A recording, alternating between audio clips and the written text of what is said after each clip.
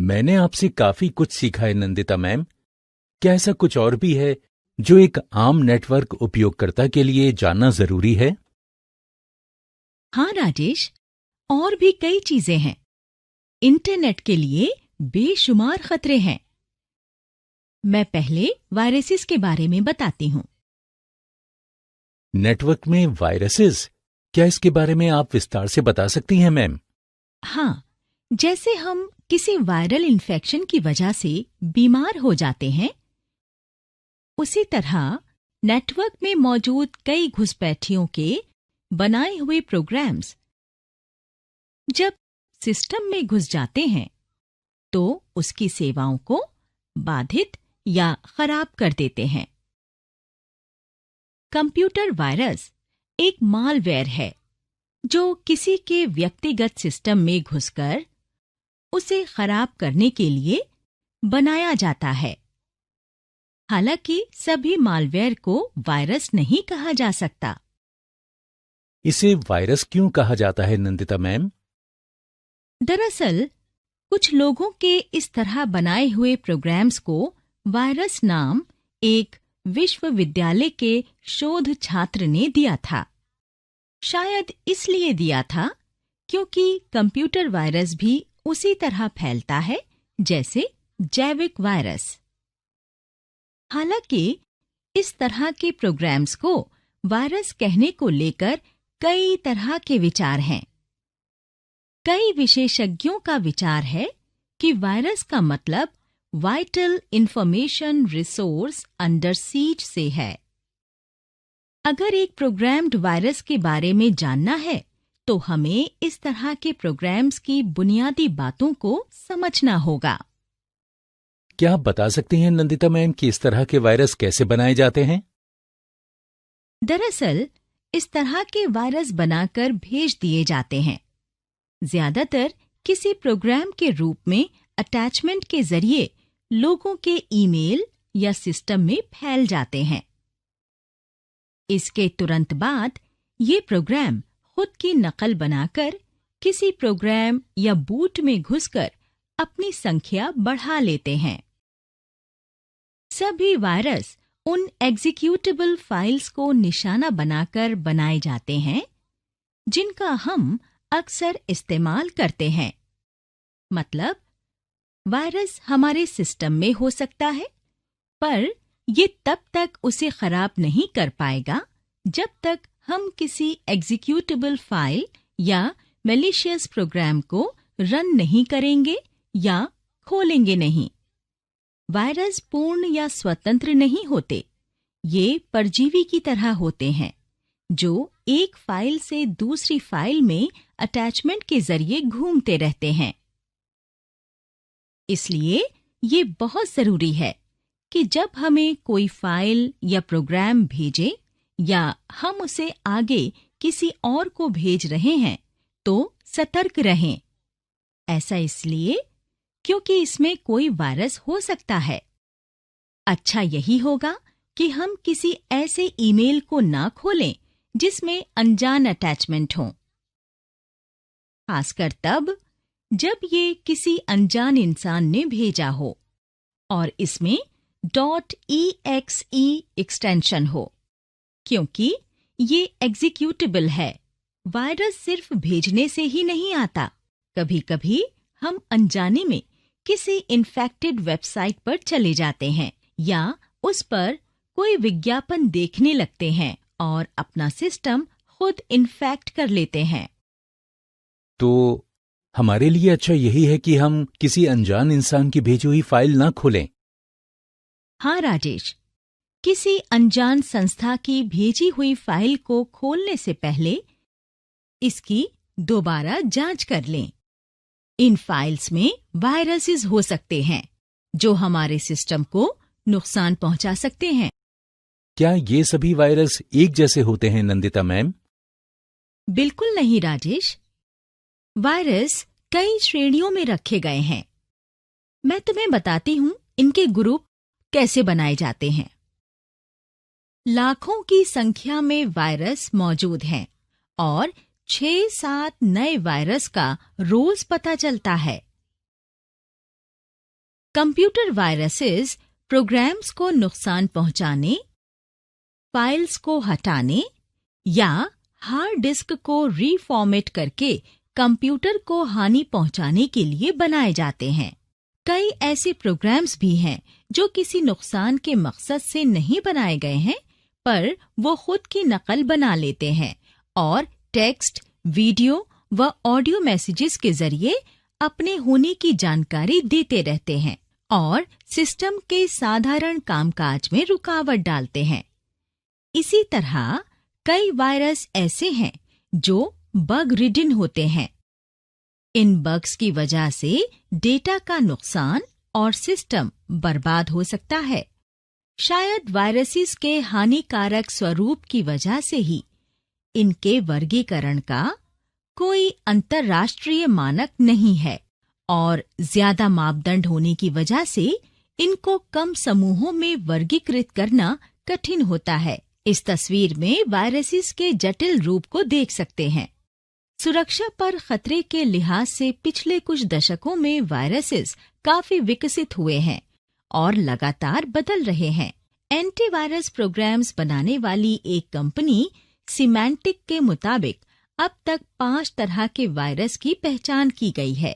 उन्होंने इनको file infector viruses, boot sector viruses, master boot record viruses, multipartite viruses और macro viruses नाम दिया है। हालांकि कई दूसरे तरह के भी वायरस होते हैं। हम यहाँ सिर्फ कुछ जरूरी वायरसेस के बारे में जानेंगे। वायरस दूसरी फाइल्स को किस तरह एग्जीक्यूट करता है, इस आधार पर सिक्योरिटी कम्युनिटी ने वायरसेस को 2 समूहों में वर्गीकृत किया है। तो मैम, क्या हमारे सिस्टम में घुसा कोई वायरस हमेशा उसी में रहता है? दरअसल राजेश, वायरसेस कई श्रेणी में रखे गए हैं। कुछ रेसिडेंशियल होते हैं और कुछ नॉन रेसिडेंशियल। एक रेसिडेंट वायरस कंप्यूटर की मेमोरी में जगह बना लेता है और कंप्यूटर में शुरू होने वाली फाइल्स को इन्फेक्ट करता रहता है। इन्फेक्टेड फाइल्स के बंद होने के बाद भी ये काम करता रहता है। मेमोरी में होने की वजह से दूसरी फाइल्स को इन्फेक्ट करने के लिए इसे एग्जीक्यूट नहीं करना पड़ता, बल्कि ऑपरेटिंग सिस्टम OS जब भी कोई खास फंक्शन लोड या शुरू करता है, ये खुद सक्रिय हो जाता है। रेसिडेंट वायरसेस को हटाना बहुत मुश्किल होता है, क्योंकि वे एंटीवायरस या दूसरे एंटी मालवेयर सॉफ्टवेयर से बचने में माहिर होते हैं। ये खुद को सिस्टम के रैम में छिपा लेते हैं, इसलिए इस तरह के वायरसेस को हटाना काफी पेचीदा होता है। रेसिडेंट वायरसेस को भी 2 और उपश्रेणियों में बांटा गया है, फास्ट और स्लो इन्फेक्टर्स। नाम से ही इनके बारे में समझा जा सकता है। दूसरी तरफ एक non resident virus computer memory में न जाकर फाइल्स में ही जुड़ा रहता है। ये दूसरी फाइल्स को सिर्फ तभी इन्फेक्ट करता है जब इन्फेक्टेड फाइल्स को चलाया जाए।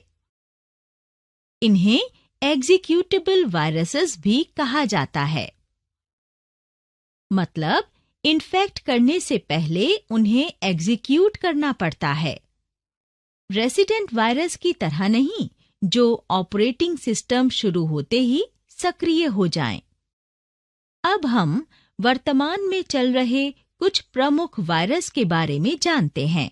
इसकी शुरुआत इन्फेक्टिंग वायरस से करते हैं। फाइल इन्फेक्टिंग वायरस किसी सिस्टम में घुसकर तभी सक्रिय होता है जब उसे ले जाने वाले प्रोग्राम को खोला जाए। ज्यादातर इस तरह के वायरस अटैचमेंट में .com, .bin, .ovl, .drv या .exe प्रोग्राम फाइल्स के जरिए आते हैं। ये प्रोग्राम्स सुरक्षित किए गए डेटा या फाइल्स को इन्फेक्ट करते हैं। इसके बाद आता है ओवरराइटिंग वायरस। ओवरराइटिंग वायरस दुर्भावनापूर्ण मकसद से बनाया गया प्रोग्राम है जो इन्फेक्शन के बाद हमारे कंप्यूटर सिस्टम में मौजूद फाइल डेटा के मूल प्रोग्राम कोड को बर्बाद कर देता है। आमतौर पर सिस्टम की मेमोरी में रखे डेटा को ओवरराइट कर देता है। बूट सेक्टर वायरस वे वायरस हैं जो अब ज्यादा उपयोग में नहीं हैं, क्योंकि आजकल के उपकरण फिजिकल स्टोरेज मीडिया पर कम निर्भर हैं। ये कोड को किसी फ्लॉपी डिस्क के बूट सेक्टर या हार्ड ड्राइव के पार्टीशन टेबल में कॉपी कर अपना काम करते हैं और कंप्यूटर सिस्टम को इन्फेक्ट करते हैं। स्टार्टअप प्रोसेस के दौरान वायरस को मेमोरी में लोड किया जाता है। जब ये सिस्टम की मेमोरी में जगह बना लेता है तो सिस्टम में इंसर्ट किए गए किसी डिस्क को इन्फेक्ट करने लगता है। बूट सेक्टर वायरसेस के कुछ उदाहरण फॉर्म, डिस्क किलर, स्टोन्ड और माइकलएंजेलो हैं। फिर आता है मास्टर बूट रिकॉर्ड वायरस। जैसा कि इनके नाम से ही पता चल रहा है, दरअसल ये मेमोरी में रहने वाले रेसिडेंट वायरस होते हैं। बूट सेक्टर वायरसेस की तरह ये भी डिस्क्स को इन्फेक्ट करने का काम करते हैं, पर वो बूट सेक्टर वायरसेस से अलग होते हैं। वो अलग-अलग जगहों पर कोड्स के रूप में रहते हैं। मास्टर बूट रिकॉर्ड इन्फेक्टर्स के कुछ उदाहरण NYB और NTEXE हैं। मल्टीपार्टाइट वायरसेस को पॉलीपार्टाइट वायरसेस के नाम से भी जाना जाता है। ये वायरस प्रोग्राम फाइल्स और बूट रिकॉर्ड्स दोनों को इन्फेक्ट करते हैं। इन वायरसेस को हटाना मुश्किल होता है, क्योंकि अगर बूट एरिया से इनको हटा भी दिया जाए और फाइल्स में रह गए तो ये वायरस बूट एरिया को फिर से इन्फेक्ट कर देंगे। यहाँ तक कि इन्फेक्टेड फाइल्स को साफ करने के बाद भी ये वायरस खुद की नकल कर सिस्टम को इन्फेक्ट कर उस पर नियंत्रण कर सकते हैं। पॉलीमॉर्फिक वायरसेस को एक बहुरूपिया की तरह बनाया गया है। नेट इस्तेमाल करने वाले कई उपयोगकर्ता इसे बहुत उपयोगी उपकरण मानते हैं, पर एक बार उन्हें सिस्टम में लोड करने के बाद वे हमारी एग्जीक्यूटिव फाइल्स में रुकावट डालने लगते हैं। जिस तरह गिरगिट वातावरण की जरूरत के मुताबिक अपना रूप बदल लेता है, उसी तरह ये वायरस सिस्टम में खुद को काम करने वाली फाइल्स के रूप में बदल लेते हैं। हम इन वायरसेस को गिरगिट का डिजिटल रूप कह सकते हैं। एक पॉलीमॉर्फिक वायरस अपना कोड बदलने या रूप बदलने में सक्षम है, पर अपने मूल गुण या काम को नहीं बदलता है और सिस्टम को इन्फेक्ट करता रहता है। ये तो बहुत चुनौती भरा है नंदिता मैम। हम इस तरह के वायरसेस से कैसे निपट सकते हैं? इसके कई तरीके हैं, मैं तुम्हें बताती हूँ। खतरों को पहचानने का एक मुख्य तरीका हस्ताक्षर की पहचान करना है, पर पॉलीमॉर्फिक वायरसेस सिस्टम में अपनी पहचान बदल लेते हैं और इससे बच निकलते हैं। वे एक पॉलीमॉर्फिक प्रक्रिया का इस्तेमाल करते हैं, क्योंकि एक बार हस्ताक्षर बदलने के बाद वो एक जैसे नहीं होते। इसके बाद रूटकिट वायरस के बारे में जानते हैं। कल्पना करो कि कोई तुम्हारे घर में घुस जाता है और ड्राइंग रूम में सोफे पर बैठकर आराम करता है। तुम्हारे घर के स्विचेस को पूरी तरह बदल देता है। मसलन, जब तुम लाइट स्विच ऑन करते हो या पंखा चालू करते हो तो वो स्विच ऑफ हो जाएं या एक साथ काम करना बंद कर दें। एक रूटकिट वायरस अपने नाम के अनुसार काम करता है। ये सिस्टम में अनधिकृत रूटकिट इंस्टॉल कर देता है और हमलावरों को सिस्टम पर पूरी तरह नियंत्रण मिल जाता है। तब वे मूल कामों या प्रोग्राम्स को बदल या अक्षम कर सकते हैं। रूटकिट वायरसेस बनाने वाले इसे किसी भी एंटीवायरस सॉफ्टवेयर से बचाना चाहते थे, जो आमतौर पर एप्लीकेशंस और फाइल्स को स्कैन करता है। हालांकि एंटीवायरस प्रोग्राम्स के हाल के संस्करणों में रूटकिट स्कैनिंग और इससे निपटने की क्षमता है। अब मैक्रोवायरसेस के बारे में जानते हैं। मैक्रोवायरसेस, इसके बारे में तो मैं सोच भी नहीं सकता। एक मैक्रोवायरस कंप्यूटर में किसी मैक्रो का स्थान लेकर किसी प्रोग्राम को काम करने में सक्षम बनाता है और एक खास तरह के कार्यों और आदेश के लिए प्रेरित करता है। जब कोई वायरस इन कार्यों और आदेशों को बदल देता है तो कंप्यूटर को काफी नुकसान पहुंचता है। वर्ड प्रोसेसर्स या स्प्रेडशीट्स एप्लीकेशंस जैसे माइक्रोसॉफ्ट वर्ड मैक्रोस का इस्तेमाल करते हैं, जो निर्देशों का एक मेल होता है। निर्देशों का ये समूह उन कार्यों को एग्जीक्यूट करने के लिए है जो एक क्रम में हैं और अक्सर दोहराए जाते हैं। मैक्रोवायरसेस इन वायरसेस पर हमला करने और उनके कामकाज को बदलने के लिए ही बनाए गए हैं। वेब स्क्रिप्टिंग वायरसेस आमतौर पर किसी वेबसाइट के डिस्प्ले में इस्तेमाल किए जाने वाले प्रोग्रामिंग में दिखाई देते हैं। तस्वीर या वीडियो, किसी साइट का खाका और इस पर दिए गए लिंक सब कोडिंग पर आधारित होते हैं। कोई भी साइबर अपराधी तुम्हारे कंप्यूटर को इन्फेक्ट करने के लिए एक नजर देखकर ही इन्हें बदल सकता है, खासकर जब तुम किसी मैलिशियस साइट के लिंक पर क्लिक करते हो या वीडियो देखते हो। साथ ही एक साइट पर कोई ऐसा मालवेयर हो सकता है जिसे किसी तीसरे ने बिना इसकी जानकारी के जोड़ दिया हो। इसलिए किसी साइट पर क्लिक करने से पहले सतर्क रहें। वायरस की सूची अंतहीन है और हमें उनके बारे में लगातार जानते रहना है। सावधान रहना एक पेन ड्राइव वायरस फैलाने के मामले में सबसे आगे है। एक बार तुम्हारा पेन ड्राइव या तुम्हारे दोस्त का पेन ड्राइव जो तुमने लिया है या इस तरह का कोई रिमूवेबल स्टोरेज डिवाइस इन्फेक्टेड हो जाता है तो इससे वायरस फैलते रहते हैं और ये जहां भी इस्तेमाल किया जाता है उन सभी उपकरणों को इन्फेक्ट कर देता है। कंप्यूटर को इन्फेक्ट करने के बाद वायरस खुद की नकल बनाना शुरू कर देते हैं या कुछ वक्त के लिए रुक जाएंगे, जैसे निष्क्रिय हो गए हों, जब तक कि कोई क्रिया उन्हें जगाकर कुछ करने के लिए नहीं कहती। वायरस सिस्टम के दूसरे सॉफ्टवेयर या साधनों को इन्फेक्ट कर सकता है, डेटा मिटा सकता है, नकल कर सकता है या एन्क्रिप्ट कर सकता है। एक अच्छी आदत वो मानी जाएगी जब हम किसी भी पेन ड्राइव को इस्तेमाल करने से पहले उसे किसी एंटीवायरस से स्कैन कर लें। अब तक हमने जो भी सीखा है उसे देखने के लिए किसी तस्वीर पर क्लिक करें। कंप्यूटर वायरस एक मालवेयर होता है जो किसी के व्यक्तिगत सिस्टम में हमला कर उसके काम में रुकावट डालने के लिए बनाया जाता है।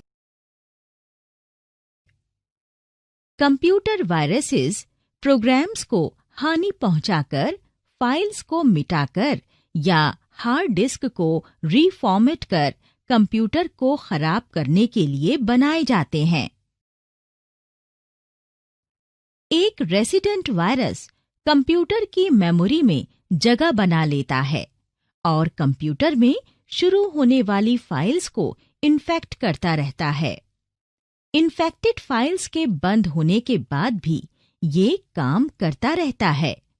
मेमोरी में होने की वजह से दूसरी फाइल्स को इन्फेक्ट करने के लिए इसे एग्जीक्यूट नहीं करना पड़ता, बल्कि ऑपरेटिंग सिस्टम OS जब भी कोई खास फंक्शन लोड या शुरू करता है, ये खुद सक्रिय हो जाता है।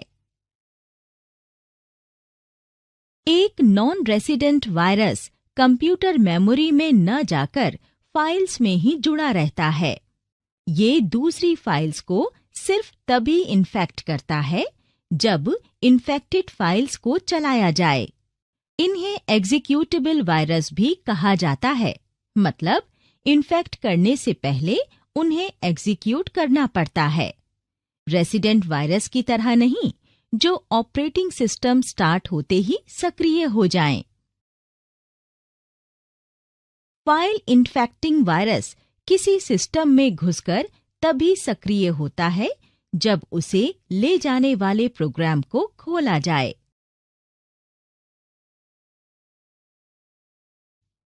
ओवरराइटिंग वायरस दुर्भावनापूर्ण मकसद से बनाया गया प्रोग्राम है, जो इन्फेक्शन के बाद हमारे कंप्यूटर सिस्टम में मौजूद फाइल डेटा के मूल प्रोग्राम कोड को बर्बाद कर देता है। आमतौर पर सिस्टम की मेमोरी में रखे डेटा को ओवरराइट कर देता है।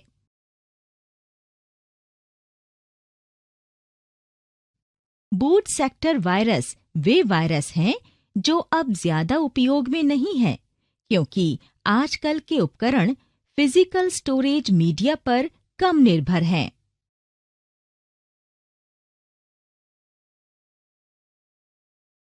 जैसा कि इनके नाम से ही पता चल रहा है, master boot record viruses memory में रहने वाले रेसिडेंट वायरस होते हैं। बूट सेक्टर वायरसेस की तरह ये भी डिस्क्स को इन्फेक्ट करने का काम करते हैं।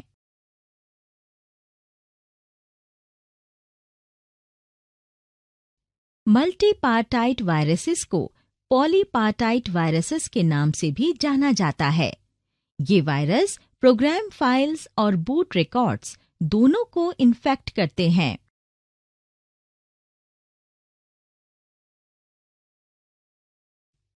क्लस्टर वायरसेस एक दूसरी तरह के वायरस होते हैं जो किसी सिस्टम में समूह में हमला करते हैं।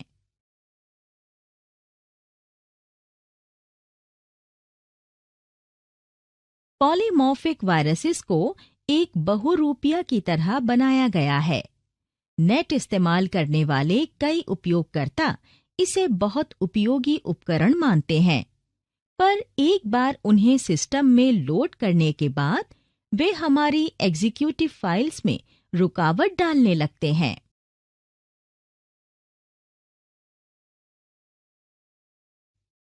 एक रूटकिट वायरस अपने नाम के अनुसार काम करता है। ये सिस्टम में अनधिकृत रूटकिट इंस्टॉल कर देता है और हमलावरों को पूरी तरह सिस्टम का नियंत्रण मिल जाता है।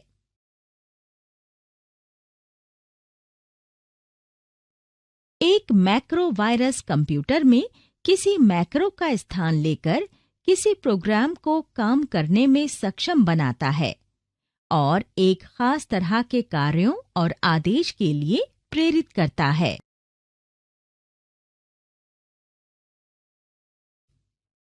वेब स्क्रिप्टिंग वायरसेस आमतौर पर किसी वेबसाइट के डिस्प्ले में इस्तेमाल किए जाने वाले प्रोग्रामिंग में दिखाई देते हैं। तस्वीर या वीडियो, किसी साइट का खाका और इस पर दिए गए लिंक सब कोडिंग पर आधारित होते हैं।